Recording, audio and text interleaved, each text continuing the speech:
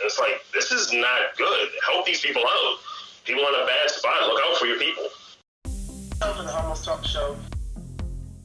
What's going on, guys? This is where Troy makes music in. I'm a girl, you're in the building. You know how we do. Chris Francois.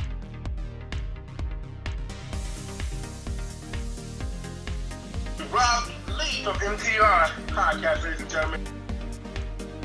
Are you ready for me to go, Aaron? Today is a very special day.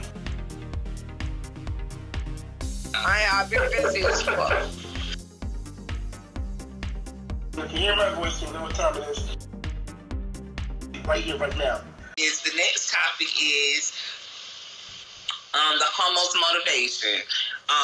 And I guess if you would like to take it, Chris, you can go ahead and go at it. It's about, is it a possibility to be strongly motivated by the profitability of a program and actual human cause? Like, I guess like an example. Human what? Human what? Human cause. Cults? Cause. Like Cause. Effect. Like CALLS? No. CLUSE. Like because. Cause. Okay, cause. All right. Your little accent, baby. You gotta do something about that thing. Don't do that. That is all right. Somebody loved it. You know what I'm saying? She aggravated. You done lost weight. Yuri. I definitely think people can be motivated by profit more so than human cause. There's a lot of people who get into adoption just to receive the checks and not so much to look after the children. I think that goes for some pastors as well, because they get these mega churches and people donate to them.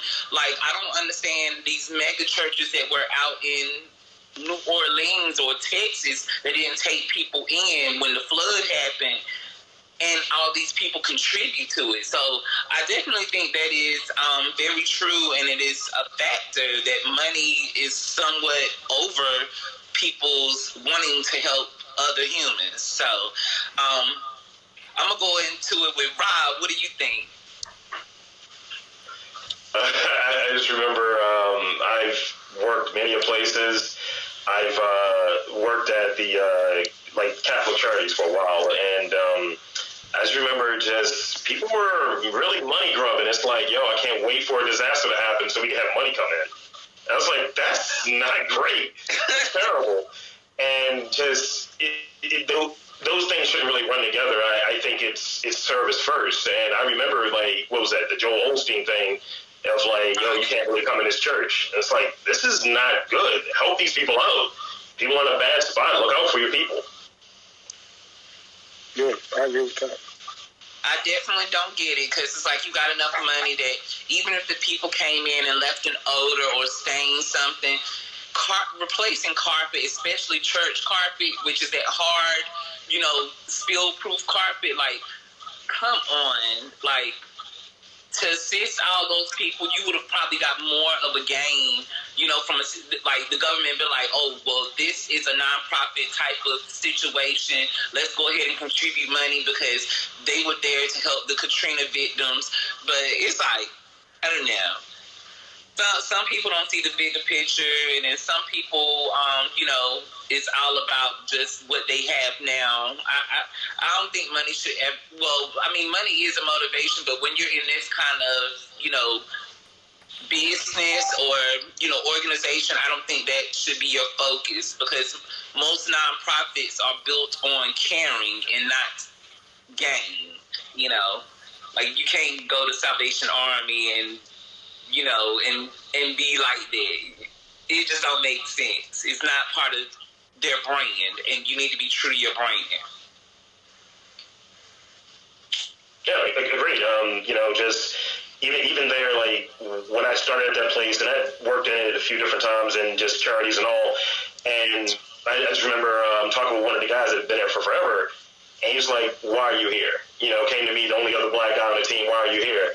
Just trying to suss me out. And I was just like, to make that bread. And he was just like, wrong answer. He's like, it's always mission first, always mission driven. And, if you're in that area, you got to know those things. All right, Troy. So how do you feel?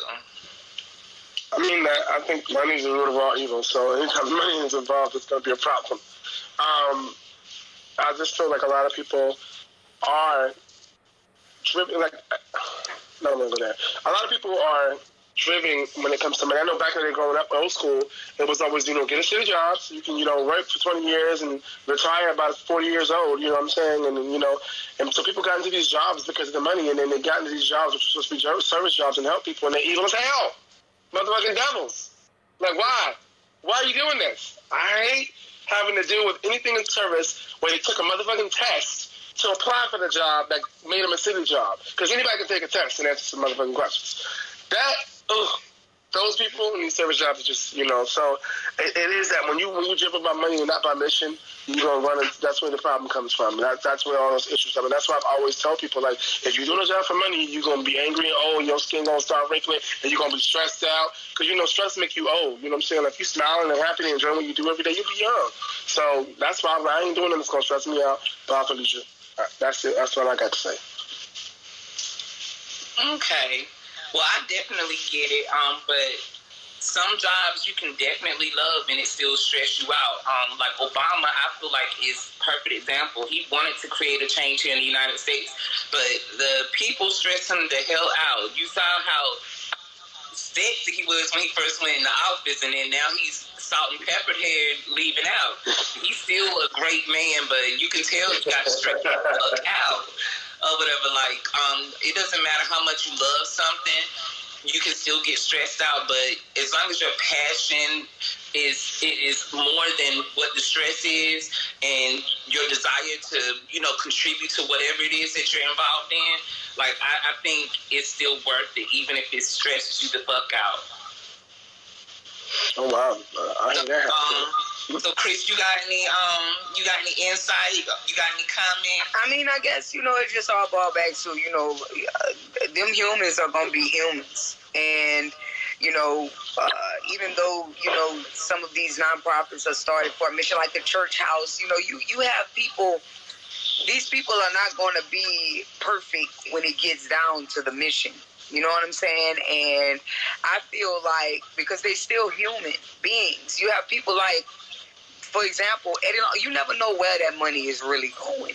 You understand what I'm saying? In these churches, these nonprofits, you never know, because they give they self raises. The people who create, like, there's no, I don't really know. I don't have the inside because I've never owned a nonprofit, and I've never just completely did my research on it. But I will say that you can't expect people to just be perfect in those realms of life. You know what I'm saying? And even I was a Katrina victim, and Joel Osteen, he was not a person that helped. He did not open his church doors. You know what I'm saying? And we all felt the way about that. You know what I mean? But at the end of the day, that's why I don't, decisions like, I don't believe in going to church and giving the church all this money and all this kind of, I don't know. I just feel like a whole lot of man's beliefs have been placed on, religion, and got all type of people. It's just a control thing, so I don't really look after Katrina. I just didn't look to people of these nonprofit organizations to help. I just didn't. I don't believe in them like that. So I mean, I just feel like people gonna be people. And where they direct that money is, sometimes it's on themselves, sometimes it is to help and to fulfill the mission, but you just never know. So yeah, I definitely agree with that. It seemed like everybody was in their feelings about this one.